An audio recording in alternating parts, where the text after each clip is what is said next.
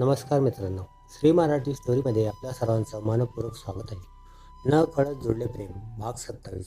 काल झालेल्या त्या इन्सिडेंट्सचा विचार करत अभि ऑफिसच्या विंडोमधून बाहेर बघत असतो. अभि मनातच म्हणाला, काल त्यांच्यासोबत खूपच रूडली बिहेव केलं मी. पण कोण आहे हा धीरज? तो त्यांच्या जवळ आला की संताप होतो माझा. डोकं काम करायचं बंद करतं. Why she hug him again and again. त्या दिवशी मॉलमध्ये पण असाच त्यांना चिपकला होता तो. Why she care for him and that bunch of money. Why she gave a bundle to that bloody idiot. तो त्यांच्याजवळ आला की मला काहीच सुचत नाही. तोच काय कुणीही अनोळखी मुलगा त्यांच्याजवळ आला की मला मुळीच आवडत नाही. ओ गॉड, ह्या धीरजचं काहीतरी करावं लागेल. असं म्हणून त्याने अरुणला कॉल केला. अभि म्हणाला, Arun, what about your task? I want it within 15 minutes. If you will not I will fire you. एवढं बोलून कॉल कट करत चेअरवर येऊन बसतो आणि मग काय पुन्हा आराध्याच्या विचारात हरवतो. इकडे महादेव मेन्शनमध्ये आदित्यच्या रूममध्ये आदित्य रियासोबत असून नसल्यासारखी होती. कालचे विचार घोळत होते सारखे मनात. डोकं सांगत होतं की नको करूच विचार त्याचा, पण मन मात्र त्या विरुद्ध वागत होतं. अगदी कालच त्याचं ते जवळ येणं, हात पकडणं, रागावून हक्क दाखवणं, प्रेमानं जवळ घेणं, कुठेतरी सारं काही हवंसं वाटत होतं तिला. पण अचानक त्याने जसं तिच्याशी तोडून वागलेलं आठवलं. क्षणात तिचा हात झटकून तिला स्वतःपासून दूर केलेलं आठवलं. तेव्हा मात्र तिच्या डोळ्यात टचकन पाणी आलं. आराध्या मनातच म्हणाली, काय होते मला? का त्याचा विचार करणं मन थांबत नाही? सारखं असं वाटतंय की तो खेळतोय माझ्या मनाशी, माझ्या विचाराशी. काहीही केल्या नजरेसमोरून दूर होत नाही तो. आज पहिल्यांदा असं होतं मला. माझं मन आणि माझे विचार त्यांची सांगड बसत नाही. बस, खूप झालं आता. आता नाही विचार करणार मी जास्त त्याचा. माझं मन अस्थिर आहे, त्यामुळे डोकं काम करायचं बंद पडते. एकदा का मन स्थिर झालं की आपोआप प्रश्नही सुटतील आणि विचाराचा गुंताही. खूप वेळ झाला आदित्य आराध्याचं निरीक्षण करत होता. आदित्य मनातच म्हणाला, आज काहीशी वेगळी भासत होती त्याला. तिची ती बडबड, तिचा तो चार्म कुठेतरी हरवला होता. आज शेवटी न राहून त्याने तिला विचारलं, कुठे हरवलीस आराध्या? मी आणि रिया किती वेळचं डिस्कशन करतोय की लग्नासाठी कुठला रिसॉर्ट बुक करायचा. लक्ष कुठे आहे तुझं?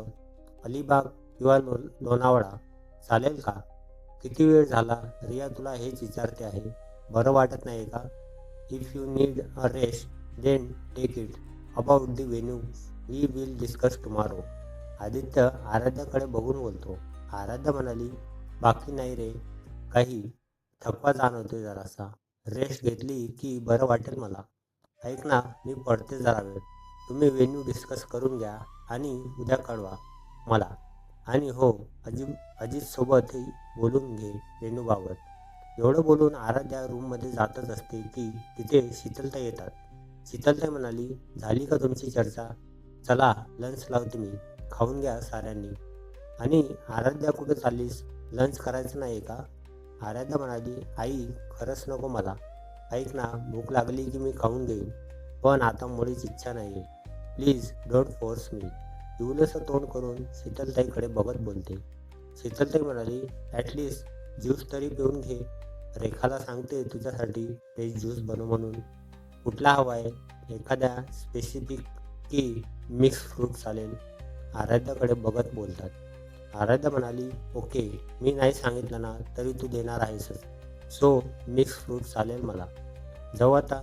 असतच शीतलताईंना मिठी मारून रूममध्ये चालल्या जाते. रिया म्हणाली, आधी नक्की हिचं काहीतरी बिनसलंय. बघ ना, कायम अशी आपल्या लग्नासाठी एक्सायटेड असणारी मुलगी आज चक्क आपल्या डिस्कशनचा पार्ट नाही आहे. It is strange. रिया आदित्यकडे बघत बोलते. आदित्य म्हणाला, मे बी टायर्डनेस मुळे असेल कदाचित. आणि मागच्या काही दिवसात बऱ्याच घटना घडल्या आहेत तिच्यासोबत. आणि तुला माहीत आहे की ती किती क्युरियस आहे ते. जोवर तिला तिच्या प्रश्नाचे उत्तर भेटत नाही तोवर तिचे विचार काही थांबणार नाही. सो मला वाटतं आपण तिला तिची स्पेस देऊया. रिया म्हणाली, I think you are right. She needs her own space and that we give it to her. शीतलताई म्हणाली, आई वडीलही गेलेत ना आता. एवढ्या दिवस सवय झाली होती ना तिला त्यांची. मग आता आठवणही येत असेल कदाचित, पण जास्त काळ नाही टिकायचंही. चला आता तुम्ही लंच करून घ्या. मी थोड्या वेळाने तिच्यासाठी ज्यूस पाठवते. एवढं बोलून शीतलताई तिथून निघून जातात. रिया म्हणाली, चला मिस्टर सोनार, लंच करायचं आहे ना. काऊचवरून उठत रिया आदित्यला बोलते. तसा तो तिचा हात ओढून तिला स्वतःजवळ खेचतो. बेसावध असल्या कारणाने ती सरळ जाऊन त्याच्या मांडीवर बसते. रिया म्हणाली, क्या कर रहे हो? डोकं ठिकाणावर आहे का तुझं? कुठेही सुरू होतोस? सोड मला. छोटूसा पाऊट करून त्याच्याकडे बघत बोलते. लाजून लाजून ब्लशिंग ब्युटी झाली होती तिची. आदित्य म्हणाला, का सोडू? माझा बेडरूम, माझी होणारी बायको, हवं ते करेल मी. आणि आता तर परमनंट लायसन भेटली मला त्यासाठी. रियाकडे मिश्किल नजरेने बघत बोलतो. रिया म्हणाली, हो हो, फिर इरादा क्या है जनाब? आदित्य म्हणाला, इरादा तो बहुत कुछ करने का है मॅडम, पर आज सिर्फ इसी से काम चला लेंगे. असं म्हणत तो रियाच्या दोन्ही गालावर आणि माथ्यावर हलके आपले ओठ टेकवतो आणि नंतर तीही त्याच्या मिठीत विरघळते. तिकडे ऑफिसमध्ये अरुण धाबा टाकतच अभिच्या कॅबिनला पोहोचला. त्याला बघताच अभिने एक रागीट कटाक्ष त्याच्यावर टाकला. अभि म्हणाला, व्हॉट द हेल, काल 2 तास दिले होते तुला आणि तू आता येतोयस. What's the reason behind that? I know without reason तू काही करणार नाहीस, so speak up immediately. Arun म्हणाला, boss, my mom was not good last night. She get hospitalized. Just minor attack she had, so that's why I didn't come last night. Extremely sorry boss for inconvenience. अभिकडे बघून बोलतो. अभि म्हणाला, it's okay, give me the information about that man. तसा अरुण हातातील file त्याच्याकडे सरकवतो. ती file हातात घेऊन अभि एकूण एक पेज चाळत व्यवस्थित निरीक्षण करत होता. जसे जसे पेजेस पुढे सरकत होते तसे तसे अभिच्या ओठांच्या कडा आपोआप रुंदावल्या जात होत्या. अरुण म्हणाला, boss, he is just a friend of ma'am. They are togetherly work for NGO. He is like younger brother for ma'am. घाबरतच अभिला बघून बोलतो. तसा अभि त्याच्यावर तिरपा कटाक्ष टाकतो. अभि म्हणाला, आय नो, आणि त्यालाही तेच परवडेल. By the way, how is your mom now?